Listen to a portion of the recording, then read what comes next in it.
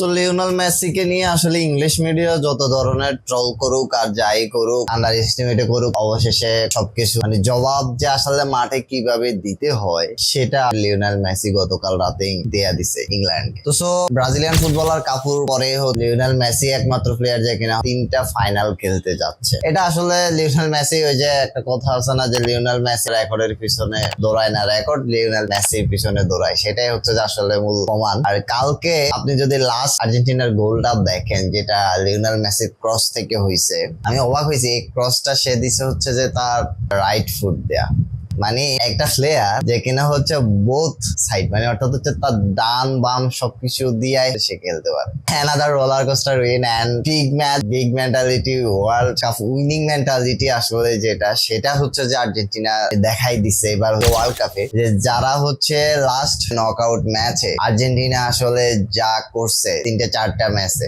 So incredible. মানে এটা আপনি কিভাবে এক্সপ্লেন করবেন? যেখানে সকল আশা শেষ হয়ে যায় সেখান থেকে হচ্ছে যে আর্জেন্টিনা ম্যাচ স্টার্ট করে। লিওনেল মেসিকে নিয়ে যদি বলতে হয়, এই প্লেয়ারটা নিয়ে মানে আপনি যদি সারা জীবন আসলে আপনি বলতে পারবেন, মানে আমরা আমাদের লাইফে যে কিনা হচ্ছে আমরা একটা প্লেয়ারকে দেখছি যে লাস্ট 20টা বছর সে ফুটবল রে এত বেশি এন্টারটেইন করে যাচ্ছে, মানে সবাই চিয়ার আপ করতেছে তারে যারা ভালোবাসে, মানে ঘৃণা করতে করতে একটা পর্যায়ে যায় তারে ভালোবাসা ফেলতে হয়, মানে বাধ্য হয়ে যায়। লিওনেল মেসিকে হেট করে আসলে লাভ নাই, তারা মানে দিন শেষে এটাই তারা বিশ্বাস করে। সো যেটা মেসি কালকে মানে কেইন গর্ডনকে কাইরা বল নিয়ে যাচ্ছে, ড্রিবলিং করে নিয়ে যাচ্ছে, সেখানে অ্যান্ডারসন আইসা মানে হচ্ছে যে তাকে ফাউল করে থামানো লাগছে, এরকম কয়টা মুহূর্ত আসে যেখানে হচ্ছে যে মেসির ম্যাজিকটা আমরা দেখতে পাইছি। ওভারঅল আপনি যদি পুরো ম্যাচটা নিয়ে যদি বলি তাহলে আপনি ফার্স্ট হাফ নিয়ে আসলে কিছু বলতে পারবেন না। ফার্স্ট হাফটা ছিল হচ্ছে যে ফিজিক্যালি এক অপোনেন্ট আরেক অপোনেন্টকে আসলে উত্তেজিত করতে চাইছে, যেটা 1998 সালে হয়েছে, ডেভিড বেকহাম যে ম্যাচটায় লাল কার্ড খাইছিল। তো সো দুই দলে হচ্ছে যে টেকনিক্যালি ওইটাই করতে চাইছে যে কোনো একটা দলকে আসলে যদি উত্তেজিত করা যায় তাহলে কার্ডের প্রবাবিলিটি চলে আসবে এবং ম্যাচ থেকে ওরা ছিটকে পড়বে। এবং যে জিনিসটা আসলে হয়েছে সেটা যদি বলি, সেকেন্ড হাফে ইংল্যান্ড যখন গোল লিডে আসার পরে তারা মানে অর্থাৎ হচ্ছে অ্যান্টনি গর্ডনের যে গোলটা, আর্জেন্টিনা কিন্তু সেম ডিফেন্সিভলি করে ফেলছিল, মানে গোল করছে ইংল্যান্ড। এটা আসলে ম্যাসিভ একটা মানে ইংল্যান্ডের জন্য ইয়া ছিল যে ওরা ম্যাচ নিয়ে নিচ্ছে, ম্যাচের মোমেন্টাম ক্যাচ করে ফেলছিল। বাট তারা যে উল্টা করছে, তারা ওই ডিফেন্সিভলি আসলে লো ব্লকে খেলা শুরু করছে। এন্ড এটা হচ্ছে থমাস তুখেলের সবচেয়ে বড় বোকামি হয়েছে কালকের ম্যাচে, যে কেন সে হচ্ছে যে মানে ফুল টিমকে আসলে ডিফেন্স লাইনের দিকে নেওয়ার চিন্তা ভাবনা করছে, যে এমন একটা দল যারা কিনা হচ্ছে মানে 20 মিনিটে পুরো ম্যাচ ঘুরাই ফেলছে, তাদের এগেইনস্টে আপনি লো ব্লকে আসলে খেলা শুরু করছেন। মানে কয়েকটা সাব হয়েছিল আর্জেন্টিনার, Rodrigo De Paul, Montiel, Nico Gonzalez, Lautaro Martinez, এরা যখন আসলে মাঠে আসে পুরো ম্যাচ আর্জেন্টিনার দিকে চলে গেছে, মনে হচ্ছে যে দুই দিক থেকে বৃষ্টির মতো অ্যাটাক চলতেছে। ইংল্যান্ড আসলে ছন্নছাড়া হয়ে যাচ্ছে। আর একটা প্লেয়ারের কথা না বললেই নয়, আমি আসলে প্রথম থেকে আসলে নোটিস করছিলাম, সেটা হচ্ছে এনজো ফার্নান্দেজ, যে কিনা হচ্ছে যে লং রেঞ্জ শট নেওয়া ট্রাই করতেছে বারবার। সে ফার্স্ট একটা মারছে, সেকেন্ড একটা মারছে, এন্ড থার্ড মেসি যখন তাটাই ফার্স্ট দেয় সে ডিরেক্ট গোল করে ফেলে এবং হচ্ছে বক্সের বাইরে থেকে সুন্দর একটা মানে কি এনজো ফার্নান্দেজ নেয় এবং আর্জেন্টিনা ম্যাচে ব্যাক করে। আর্জেন্টিনা ম্যাচে ব্যাক করার পরে যে ইংল্যান্ড একটু উপরে চলে আসতে চাইছিল, বাট আর্জেন্টিনা কিন্তু ইংল্যান্ডকে পাত্তা দিচ্ছে না। আর্জেন্টিনা ফুললি মানে পুরো আগ্রাসন নিয়ে ওরা ক্রস দিচ্ছে, বারবার ক্রস দিচ্ছে, এন্ড ম্যাকঅ্যালিস্টারের একটা শট যেটা বারের থেকে চলে আসে, সেটা আবার হচ্ছে মেসির কাছে যায় এবং মেসি সেটাকে আসলে কাটিং করে ভিতরে নিয়ে ডান পায়ে বলটা ক্রস করে, এন্ড সেখান থেকে লাউতারো মার্টিনেজের গোল। আপনি দেখবেন যে আসলে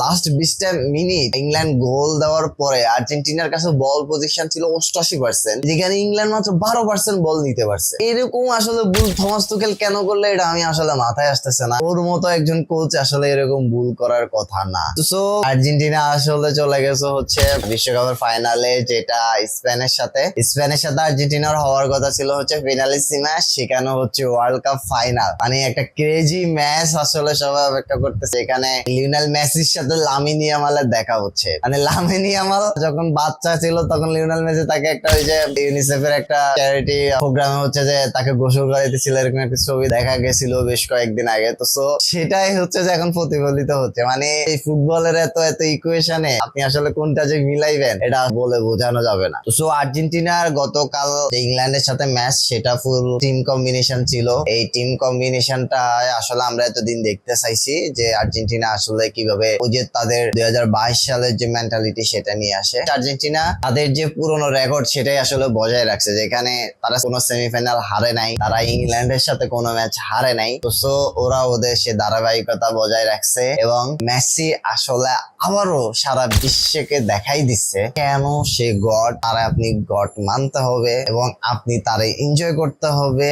এবং মেসি এখনো পর্যন্ত যে কোনো দলের জন্য থ্রেট, শুধু থ্রেট না, যে বিগেস্ট একটা থ্রেট, যে প্লেয়ারকে আপনি মার্ক করেও আটকাইতে পারবেন না। আর যদি তার মেজাজ খারাপ করে তাহলে সে আরো ভয়ঙ্কর হয়ে যাবে। যেটা ক্যাসিমিরো বলছিল যে তার সাথে যদি আমার কোনো ইয়ে হয়ে যায় আমি ওইটা তারে সরি বলি, কারণ এটা পসিবল না যে মেসিরে আটকানো যাবে, মানে মেসিকে আসলে গরম করা যাবে না। তো মেসির এগেইনস্টে যারা খেলছে তারা সবাই আসলে মেসির অ্যাপ্রিসিয়েটটা করে and Messi prove this again. তো ফাইনালে আসলে স্পেনের সাথে হচ্ছে যে আর্জেন্টিনার ব্যাটেলটা আসলে জমবে, যেটা স্পেনের সাথে যে ফ্রান্সের জমার কথা সেটা জমে নাই, সেটা হচ্ছে ফাইনালেই জমবে। এবং দুইটা টিমই ক্রেজি ফাইনালে গেছে, যারা আসলে এই বিশ্বকাপের মানে এইবার পারফর্মার, যারা আসলে এই বিশ্বকাপের দাবিদার বলা যায় যে দুইটা টিম, তারাই হচ্ছে যে ফাইনালে গেছে। তো Messi win for Argentina and this incredible night for Argentina fan. তো আমরা আসলে ফুটবলটাকে আসলে এনজয় করতেছি, আশা ছেড়ে দিচ্ছি, আশা পাচ্ছি ম্যাচে কামব্যাক করতেছি এন্ড সকল বিতর্কের পরেও হচ্ছে যে আর্জেন্টিনা হচ্ছে ফাইনালে স্পেনের সাথে দেখা হচ্ছে। স্পেনের সাথে বার্সেলোনা ফ্যান হিসেবে আসলে আমার স্পেন পছন্দ ছিল এন্ড আর্জেন্টিনা তো ফার্স্ট চয়েস। তো এখন আমাকে যদি বলা হয় যে আমি আসলে ফাইনালে কাকে বেশি ইয়ে করবো, অবভিয়াসলি আমি আর্জেন্টিনা। আমি বার্সা ফ্যান, আমি Lamine Yamal, Olmo, Gavi, Pedri সবাই ভালোবাসি, but Argentina and Messi first priority. তো জানি না ফাইনালটা কি হবে, এরকম চিন্তা ভাবনা করি নাই।